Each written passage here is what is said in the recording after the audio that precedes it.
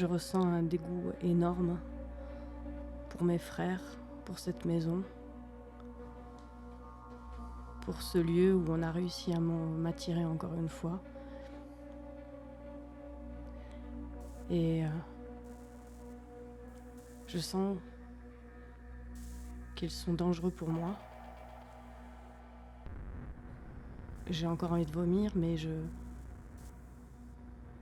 les regarde par en dessous, je regarde mon frère par en dessous, je me dis peut-être qu'il est comme elle, peut-être qu'il est comme ma mère, peut-être que c'est une foutue malédiction familiale, il faut que je me tire. Mais je suis coincée ici, avec eux. Mais j'ai toujours l'ustensile de jardinage dans la poche de mon manteau. Je me dis, si jamais ils m'empêchent de partir, je les plante.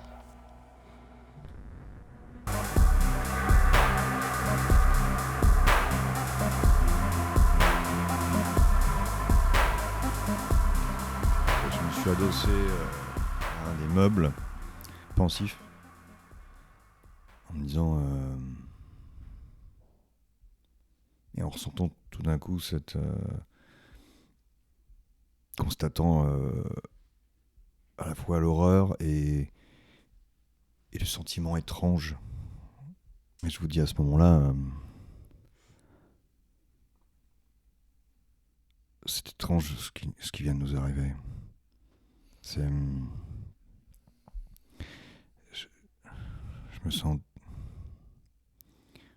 étrangement détaché et en même temps quelque part heureux d'avoir pu vous apporter un peu de soins que je n'avais pas pu vous apporter. Comme si nous étions arrivés ici pour que quelque chose se débrouille,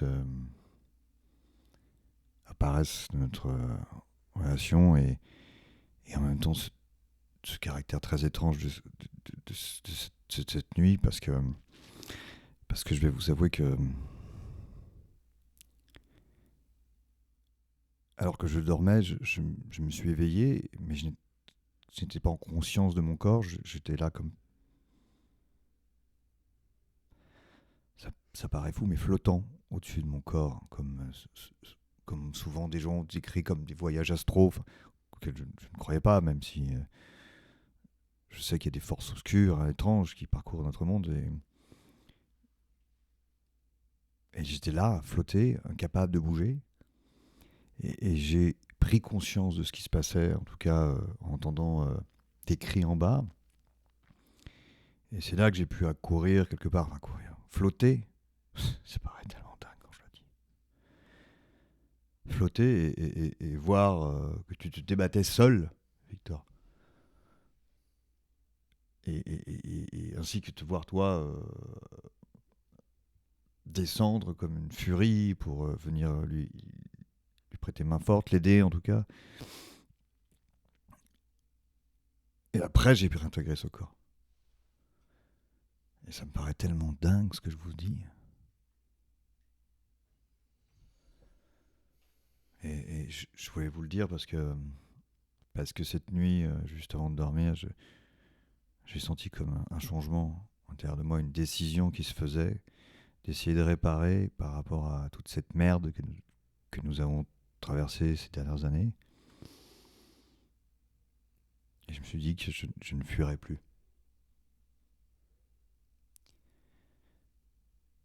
Aussi étrange que se passent ces derniers jours dans cette maison, aussi cinglé que ça peut l'être,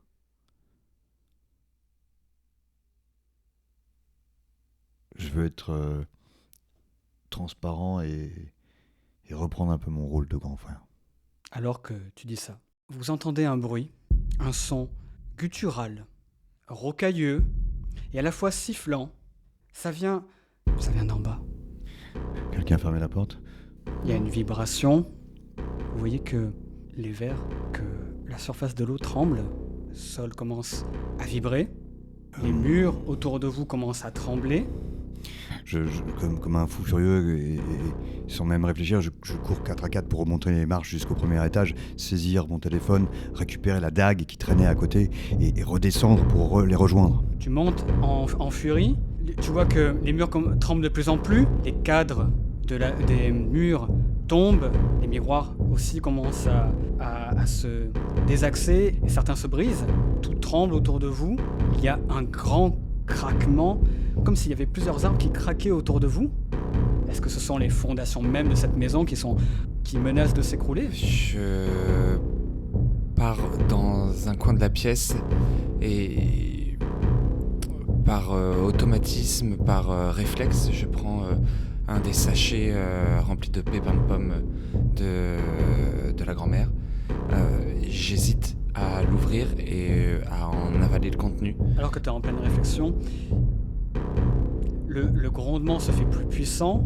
Vous voyez que les lattes du plancher cèdent et des branches sortent du sol.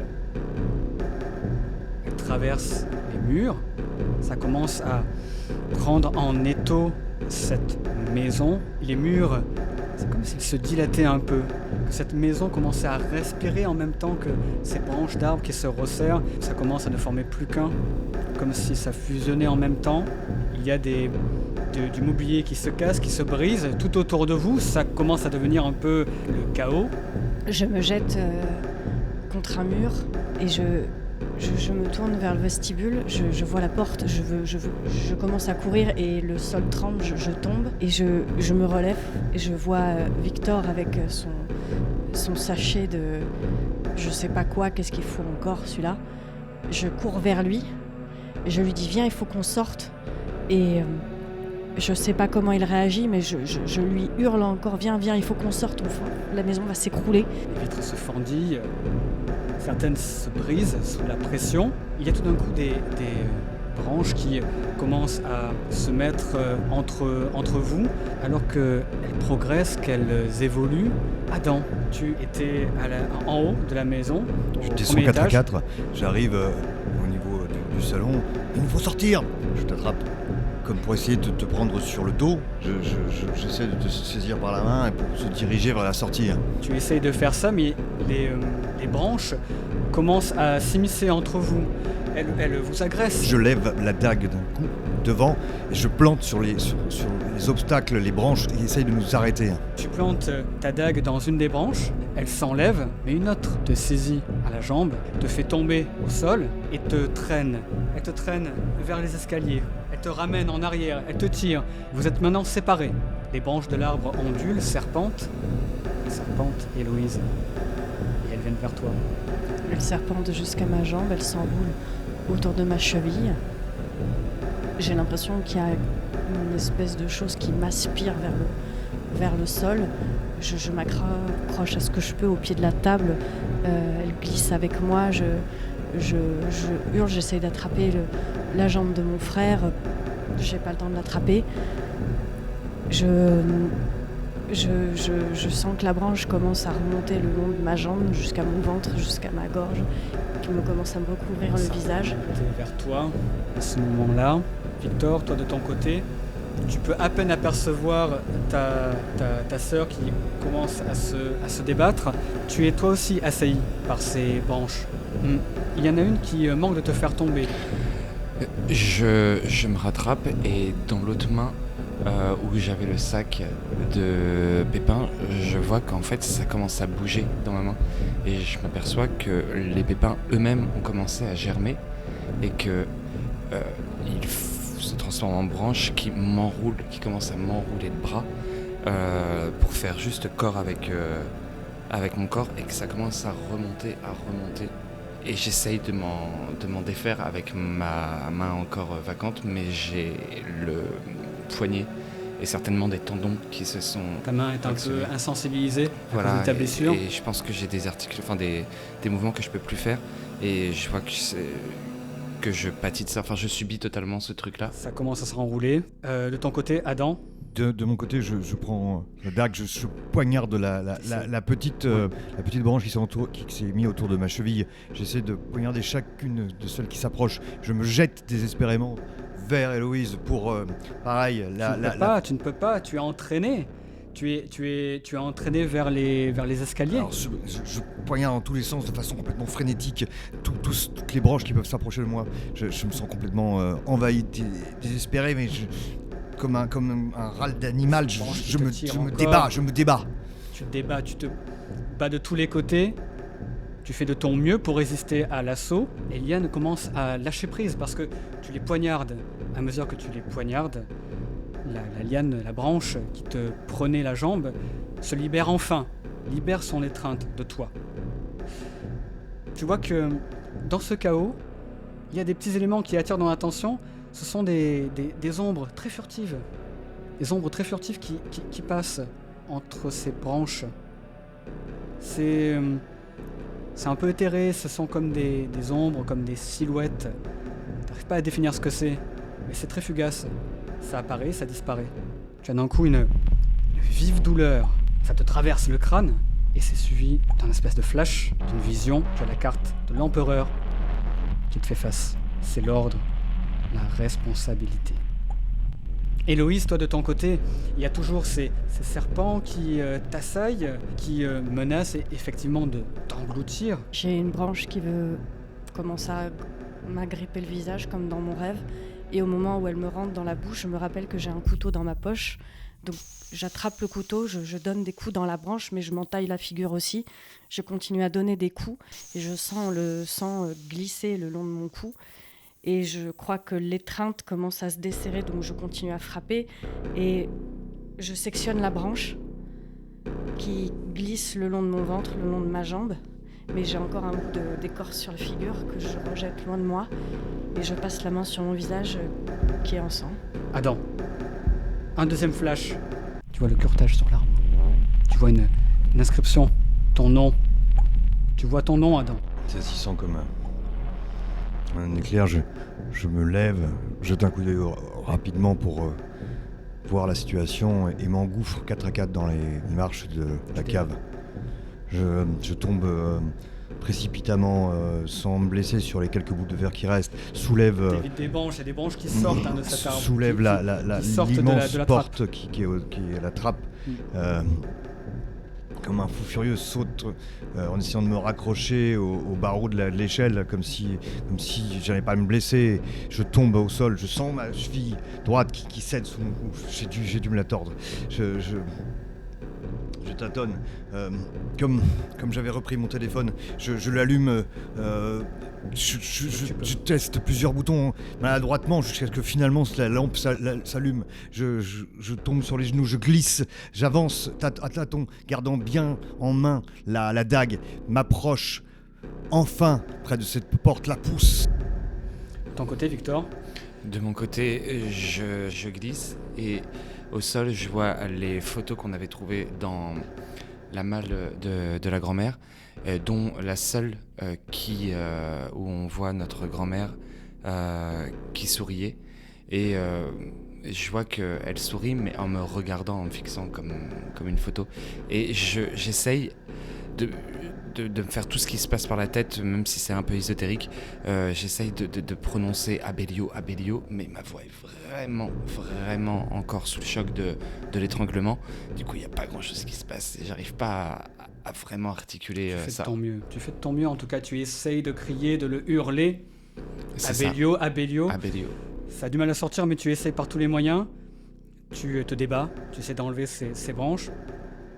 Et au bout d'un moment, ça a l'air de fonctionner, tu ne sais pas comment, tu ne sais pas pourquoi, tu commences à réussir à les enlever. Et tu te débats, tu libères ton pied de la branche qui te menaçait. Et tu vois Héloïse, tu vois ta sœur. Ouais. Tu la vois enfin, et elle se débat toute seule en fait. Qu'est-ce que tu fais ? Elle est toute seule ?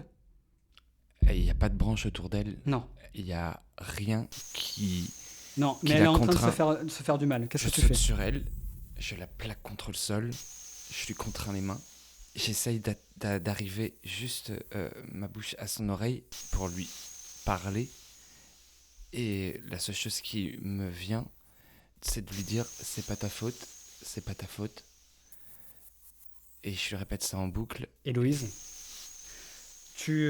Lorsque les serpents te laissent, là, les branches serpents te laissent, tu as une créature qui vient vers toi. Une créature horrible, une créature qui a un visage lui-même de serpent. Et il fonce vers toi, il te plaque même au sol, il s'apprête à te mordre. J'ai encore le couteau dans la main. Oui. Je le laisse venir sur moi. Je bouge pas. Il se penche sur mon oreille. Je crois qu'il va me l'arracher. Alors, je serre le couteau, je lève le bras et je plante le couteau plusieurs fois dans le dos. Je plante autant que je peux. Et j'ai l'impression d'un poids mort de plus en plus lourd sur moi qui s'écrase, qui m'enfonce dans le sol. Et la tête de la créature retombe sur mon épaule.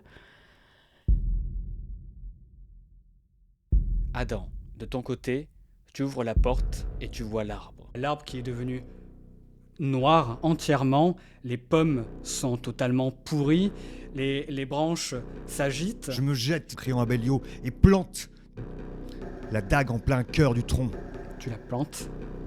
Et le réessayant plusieurs fois, sans sentant Tu qu'il y a une replantes encore. résistance. Pas suffisant. Ce n'est pas suffisant, Adam. J'y mets toute ma force. Ta responsabilité. Alors, je prends le bout de la lame et commence à écrire mon nom sur ce tronc, peut-être en dessous de celui de ma grand-mère. Et j'inscris lentement ce nom. Tu sais que si tu l'écris, Adam, il n'y aura pas de retour en arrière possible. Je mets A. Je forme maladroitement le D. Pas de retour en arrière. Je mets le A. Tu es sûr?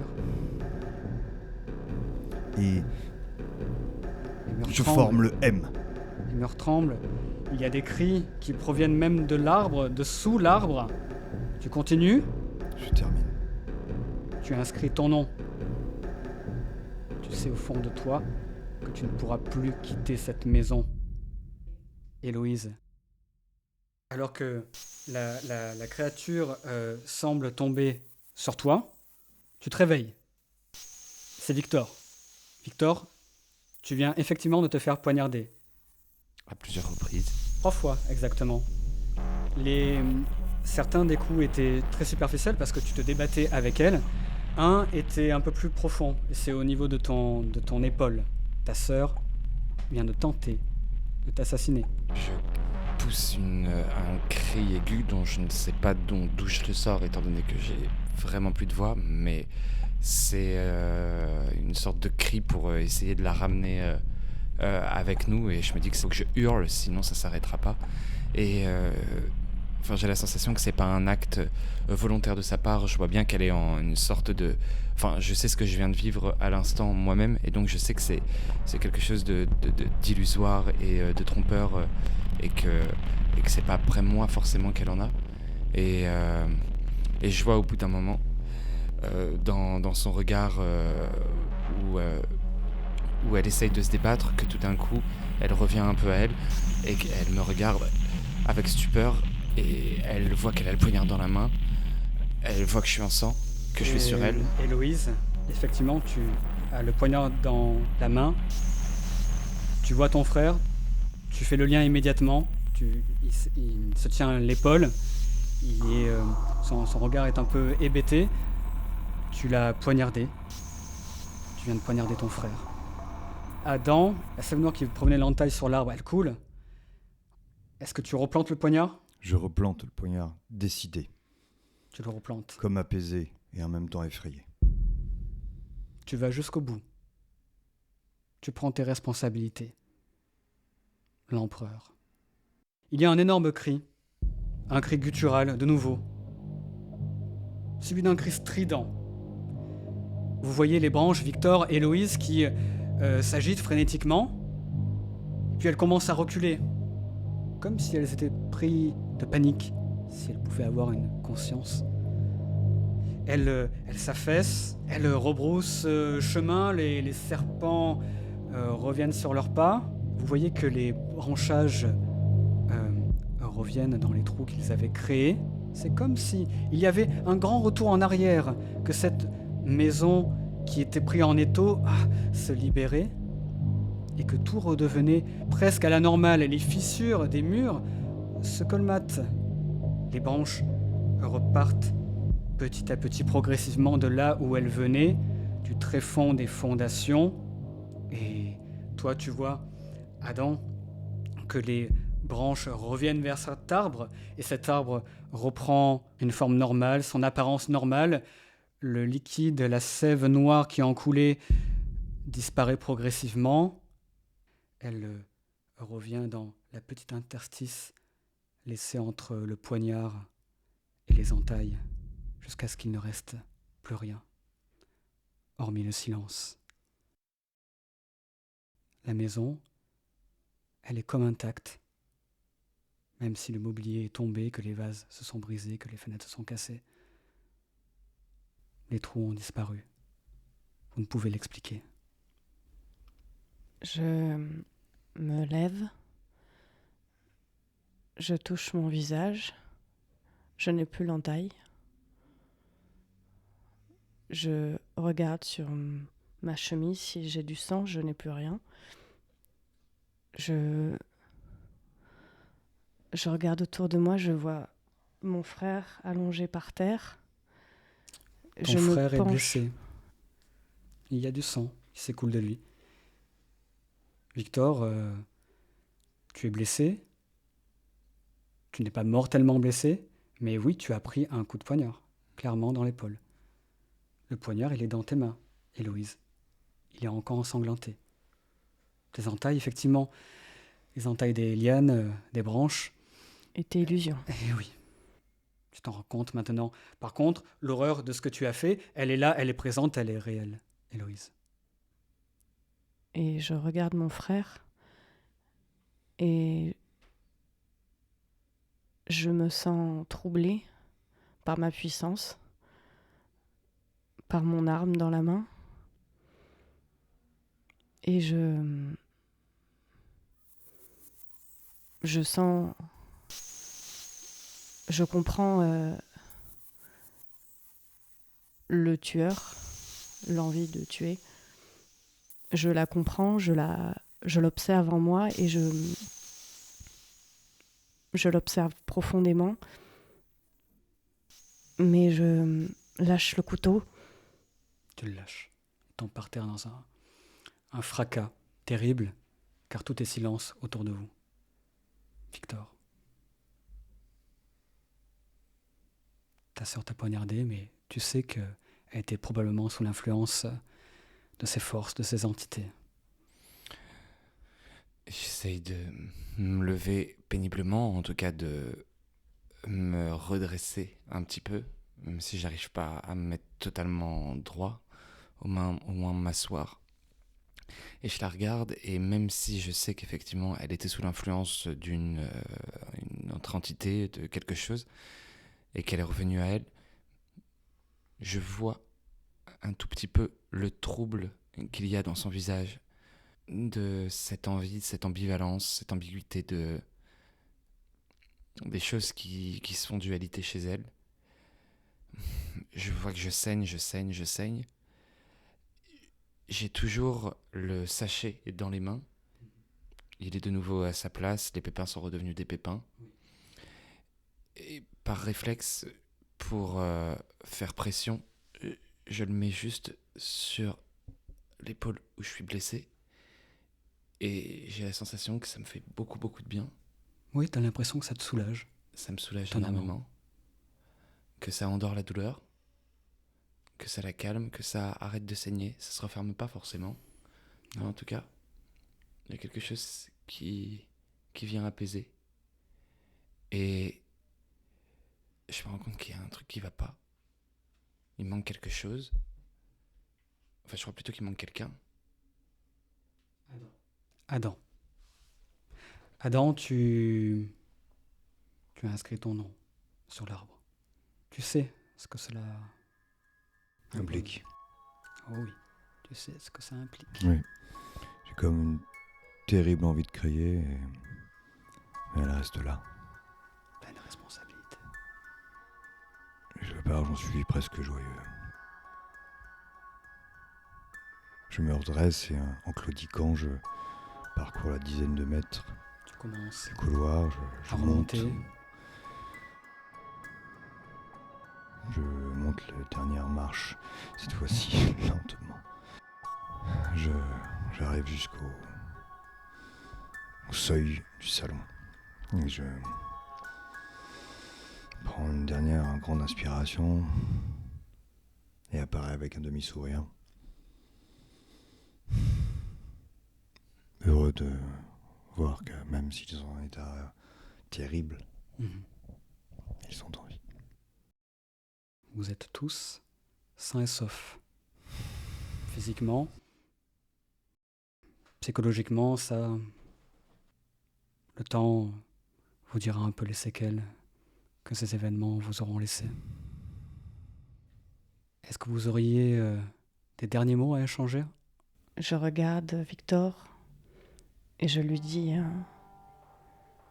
pardon, mais dans les coups de couteau que je t'ai donnés, toute ma colère a fondu.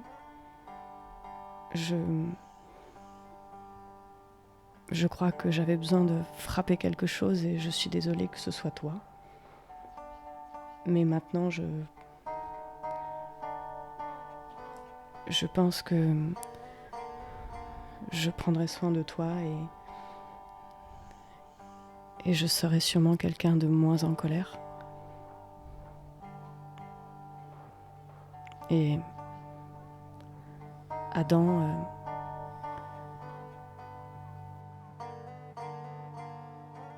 et je ne sais pas quoi dire à mon frère parce que je sens quelque chose qui me serre la gorge.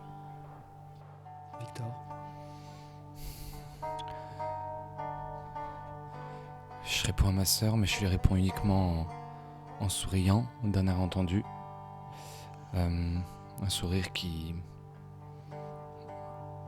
veut dire que je lui pardonne, que je la comprends, que je lui en veux pas, que c'était nécessaire, que d'une certaine façon on n'a rien sans rien, et que si ces coups ont permis de guérir quelque chose entre nous, c'est très bien. Et quand je pense à ça, à cette phrase « on n'a rien sans rien », je regarde mon frère Adam et comme Héloïse, je sens quelque chose de pas clair. Pareil, j'arrive pas à lui dire quelque chose. J'aimerais parler mais j'y arrive pas. Je sais juste qu'il a dû sacrifier quelque chose parce que je vois à sa tête que même si tout ce cauchemar semble s'être arrêté, je vois que pour lui il y a quelque chose de très sombre et que je me doute bien que tout s'est pas arrêté comme ça par magie et qu'il y est certainement pour quelque chose. Je constate qu'il n'a plus de poignard. Je lui dis rien, mais du coup je cours, je le prends dans mes bras et je dis rien. J'étreins au retour Victor.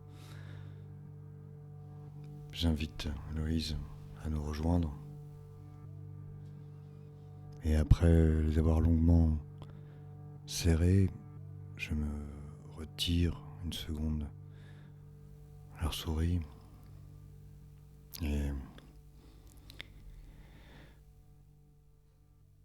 je suis heureux qu'on soit là tous les trois. Vous serez toujours les bienvenus.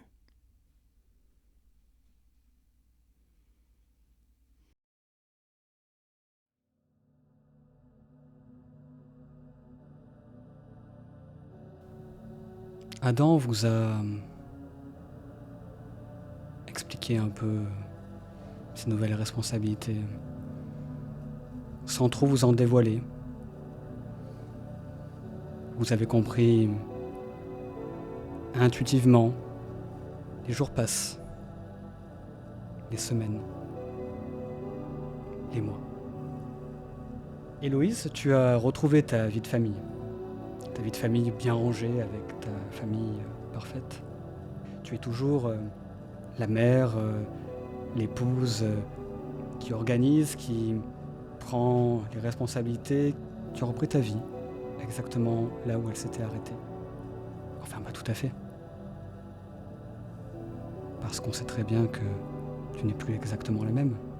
Ce que tu as fait au chalet, tes actes, tes décisions, ces pensées, ces pulsions de meurtre, tout cela te hantera jusqu'à la fin de ta vie. Et qui pourrait soulager ta conscience? Ton mari? Pour qu'il ait peur de toi, qu'il te quitte? Tes enfants? Comment jugerait-il leur mère? Quel exemple tu leur montrerais? Tu ne peux pas leur faire ça. Tu ne peux pas te faire ça. Alors tu devras probablement garder tes secrets pour toi, comme un poids sur ton âme, au risque d'imploser un jour.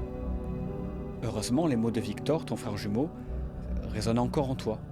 Parfois, tu l'appelles, même si vous ne revenez jamais à voix haute sur ce qui s'est passé dans la cave, le seul son de sa voix t'apaise. Tu sais également qu'Adam a pris toute la mesure de son nouveau rôle dans la famille. Même loin de toi, il est un pilier sur lequel tu peux te reposer. Victor, tu as été soigné à l'hôpital. Tu as pu raconter assez de mensonges crédibles pour éviter que tes blessures attirent l'attention de la police, des médecins, des autorités. Après cela, à l'instar d'Héloïse, après tous ces événements, tu as repris ta vie. Tu n'en parles jamais, mais tu as emporté quelque chose qui vient du chalet avec toi. Un petit sachet de pépins de pomme. Cela t'aide à calmer tes angoisses, tes insomnies, tes maux de tête qui sont devenus plus intenses et plus fréquents. De temps en temps, tu reçois des appels de ta sœur et tu lui promets que tu sortiras davantage, que tu rencontreras d'autres personnes, peut-être même que vous pourriez rendre visite à votre frère. Mais tu as toujours cette petite voix dans ta tête.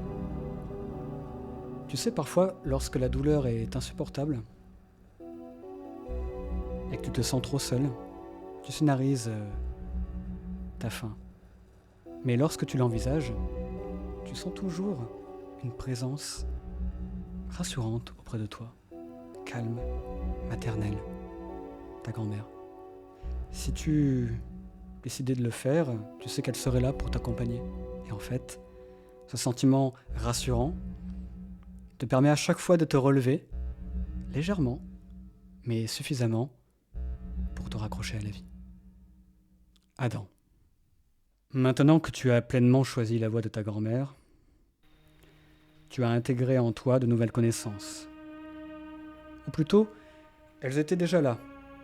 Elles se sont simplement révélées. Beaucoup de personnes reproduisent des schémas familiaux sans en avoir conscience. Mais pas toi, Adam. Tu as décidé d'accepter cet héritage, ce fardeau. En tant que gardien, tu vis désormais au rythme des rituels de protection. Les mêmes que ta grand-mère, les mêmes qu'elle vous imposait. Tu les pratiques au quotidien, seul, dans cette maison. Tu sais qu'ils te permettent de garder les forces obscures, indicibles, au sein de cet arbre. Tant que tu seras là, tant que tu seras en vie. Avec ce nouveau rôle, ta perception de ton environnement, elle a changé parce que tu t'observes très souvent, un peu de loin, comme si ta conscience était un peu ailleurs, comme si ta conscience vagabondait un peu autour de toi. Passé, présent, futur, parfois tout s'en mêle. Mais qu'importe le temps ou l'espace, il y a toujours une constante, l'amour que tu portes à Victor et Héloïse. Et même s'ils ne sont pas là physiquement, tu peux les sentir auprès de toi. Mais ta nouvelle conscience te permet de voir encore autre chose. Les créatures que tu avais vues, ces silhouettes, ces ombres, elles sont là, dans cette maison. Elles sont là et elles t'observent avec un certain amusement. Elles se trouvent dans toutes les pièces, elles te suivent constamment, perpétuellement. Elles sont désormais tes compagnes du quotidien. Elles t'accueillent dès ton lever jusqu'à ce que tu te couches. Et ce matin, Adam, alors que tu sors sur le perron, les ombres, elles te suivent, comme à leur habitude. Elles sont souriantes. Il y en a une en particulier qui a pris ton apparence, comme un double. Et elle t'enlace tendrement. Elle te parle dans une langue inconnue que tu comprends néanmoins. Elle te susurre tes secrets à toi, les plus inavouables, tes failles que tu avais cachées aux autres ainsi qu'à toi-même. Ces paroles insidieuses te font l'effet d'une fine aiguille qui tenterait de percer ton ego, ton âme, lentement, mais sûrement. Tu sais que ta vie, elle sera dédiée à ce combat intérieur. Ce combat commencé par tes ancêtres ne semble pas avoir de fin. Ton devoir de gardien, il ne fait que commencer. Combien de temps penses-tu tenir ?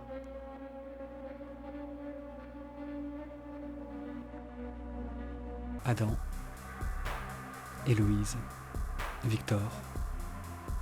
C'est ainsi que s'achève cette histoire d'Uncanny Stories, votre histoire.